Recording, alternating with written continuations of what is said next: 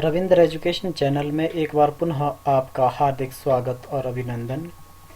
मैं रविंद्र कुमार आज आपके सामने फिर से एक नई वीडियो लेकर उपस्थित हुआ हूं।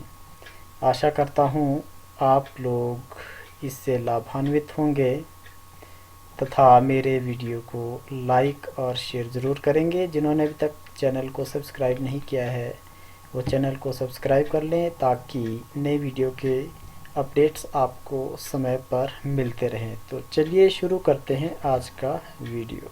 कारक प्रकरणम के भाग 6 का आज हम अध्ययन करेंगे।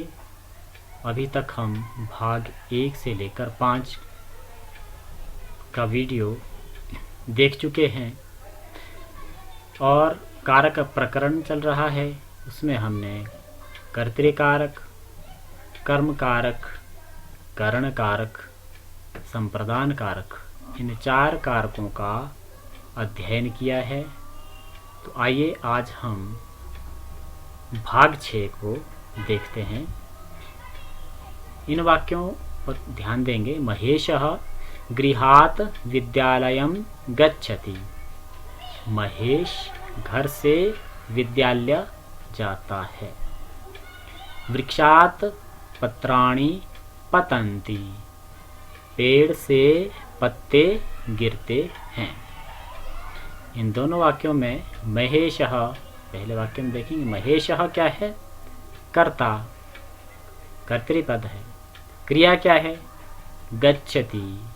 महेशः गच्छति, महेश जाता है। जाने की क्रिया से क्या अभीष्ट है? जाने की क्रिया द्वारा महेश को क्या अभीष्ट है, क्या चाहता है, कहाँ जाना चाहता है? विद्यालयम, विद्यालय को। तो विद्यालय क्या है? कर्म कारक। महेशः विद्यालयं गच्छति, महेश विद्यालय जाता है। गृहात्, घर से। एक नूतन पद आ गया, नूतन शब्द है। महेश घर से विद्यालय जाता है। तो घर से में क्या कारक है यह हम आज अध्ययन करेंगे। वृक्षात्, पेड़ से। पत्राणि पतन्ति, पत्ते गिरते हैं। पेड़ से ये कौन सा कारक है? आइए देखते हैं। आज का जो वीडियो है वह अपादान कारकम पे आधारित है। अपादान कारक पंचमी। अपादान कारक की क्या परिभाषा है, क्या सूत्र है? आइए देखते हैं।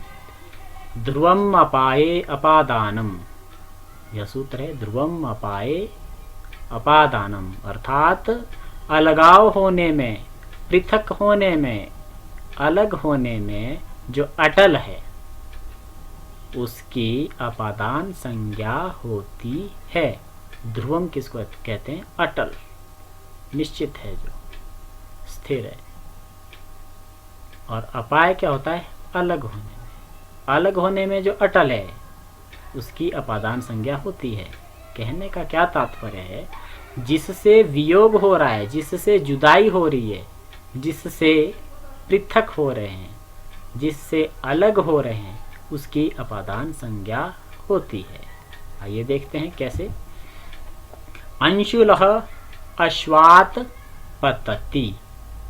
अंशुल पतति, गिरता है। अंशुल कर्ता, पतति गिरना क्रिया है। अंशुलः पतति, अंशुल गिरता है। लेकिन कहाँ से गिरता है? अश्वात् पतति, घोड़े से गिरता है। अंशुल घोड़े से गिरता है। अब जब वह घोड़े से गिरेगा तो घोड़े से वह क्या हो जाएगा? अलग हो जाएगा, पृथक हो जाएगा। तो किससे अलग हुआ? घोड़े से, अश्व से। तो अश्व क्या है इसमें? अपादान कारक। ठीक है, अगला वाक्य देखते हैं। अर्पिता विद्यालयात् गृहं गच्छति। अर्पिता क्या होगी? कर्ता। गच्छति क्रिया। अर्पिता गच्छति, अर्पिता जाती है। जाने की क्रिया से क्या अभीष्ट है? कहाँ जाना चाहती है? गृहम, घर को। कर्म कारक हुआ। अर्पिता गृहम गच्छति, अर्पिता घर को जाती है। लेकिन कहाँ से जाती है? विद्यालयात, विद्यालय से। अर्पिता विद्यालय से घर को जाती है। अब जब वह विद्यालय से अर्पिता घर जाएगी तो वह विद्यालय से क्या हो जाएगी? पृथक, अलग हो जाएगी। ठीक है, जब विद्यालय से घर के लिए निकलेगी तो विद्यालय से क्या हो जाएगी? अलग। और जिससे अलग हो वह क्या हो जाता है? अपादान कारक। तो विद्यालय की क्या संज्ञा होगी? अपादान संज्ञा। अपादान कारक क्या हुआ इसमें? विद्यालय। ठीक है, और देखते हैं। खगः वृक्षात डयते। खगः पक्षी, डयते उड़ता है, क्रिया। खगः डयते पक्षी उड़ता है। कहां से उड़ता है? वृक्षात, पेड़ से। अब जब पक्षी पेड़ से उड़ेगा तो पेड़ से क्या हो जाएगा? वह अलग हो जाएगा। तो जिससे अलग हो गया उसकी अपादान संज्ञा हो गई। अतः इस वाक्य में वृक्ष की अपादान संज्ञा हो गई। पक्षी पेड़ से उड़ता है तो अपादान संज्ञा होगी वृक्ष की। ठीक है, अब अपादान की पहचान क्या है? कैसे पहचानेंगे हम वाक्य में कि यह अपादान है? आइए देखते हैं।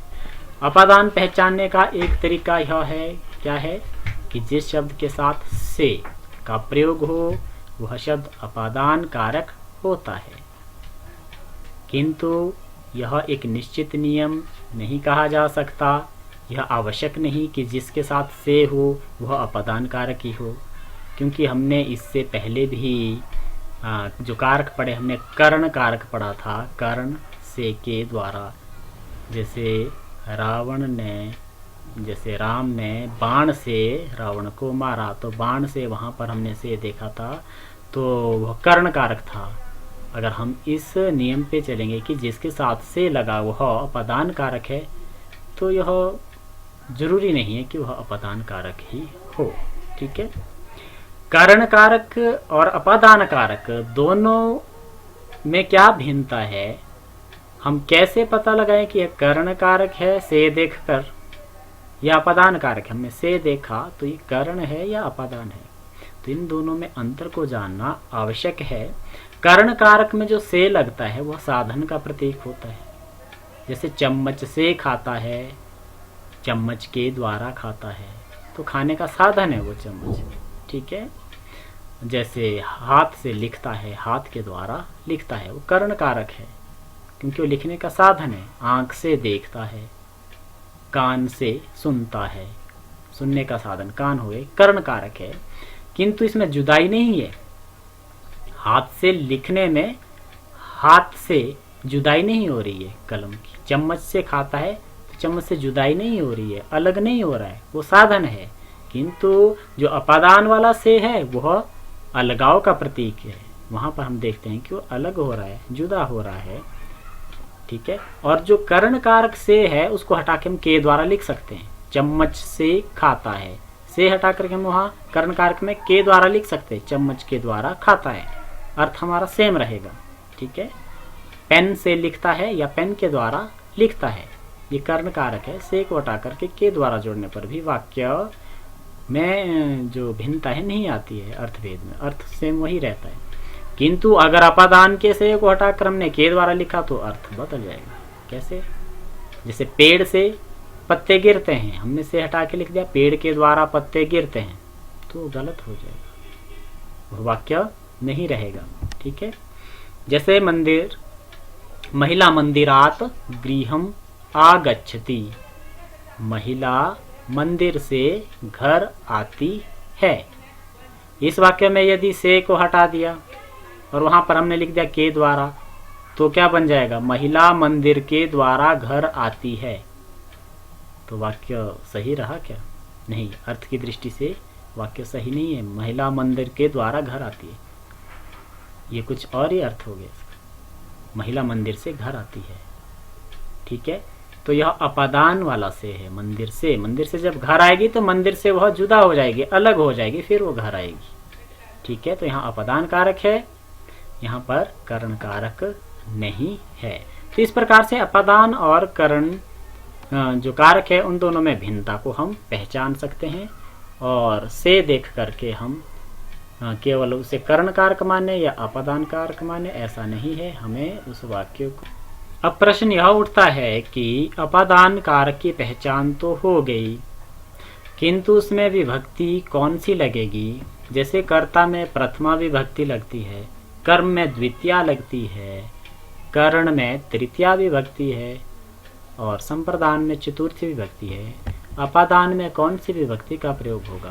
तो आइए देखिए, इसके लिए सूत्र है अपादाने पंचमी, अर्थात अपादान में पंचमी विभक्ति होती है। अपादान में कौन सी विभक्ति होती है, पंचमी विभक्ति होती है। और कर्ण में कौन सी होती है, तृतीया। दोनों में से है, से के द्वारा वहां पर है और से यहाँ। तो अपादान में हम पंचमी विभक्ति का प्रयोग करेंगे। जैसे रामः वृक्षात् फलम त्रोटयति, राम पेड़ से फल तोड़ता है। रामः त्रोटयति, राम तोड़ता है। राम कर्ता त्रोटयति, क्रिया, तोड़ने की क्रिया से अभिष्ट क्या है, फलम, क्या तोड़ना चाहता है, फलम। रामः फलम त्रोटयति, तो फलम क्या है, कर्म। कहाँ से तोड़ रहा है, वृक्षात, पेड़ से। पेड़ से फल तोड़ करके अलग हो जाएगा। रामः वृक्षात फलम त्रोटयति, राम वृक्ष से फल तोड़ता है। तो वृक्ष की कौन सी संज्ञा हो गई, अपादान संज्ञा, ठीक है। और अपादाने पंचमी, अपादान में पंचमी लगती है, इसलिए वृक्ष में क्या लगी, कौन सी विभक्ति, पंचमी। तो बन गया वृक्षात। बालक शब्द पंचमी लगाई, बालकात, एक वचन में है, ठीक है। धन धनात, फल फलात, बालकः बालकात, राम रामात, वृक्ष वृक्षात। रामः वृक्षात फलम त्रोटयति, राम पेड़ से फल तोड़ता है, ठीक है। तो यह हमने अपादान कारक के विषय में जाना कि अपादान कारक किसे कहते हैं, अपादान कारक की संज्ञा का सूत्र क्या है और अपादान कारक को कैसे पहचाने। अपादान कारक और कर्ण कारक में क्या भिन्नता है दोनों में, और उन दोनों में अंतर कैसे स्पष्ट करें, ठीक है। कर्ण में तृतीया लगती है तो अपादान में कौन सी विभक्ति का प्रयोग होता है, यह हमने इस वीडियो में जाना।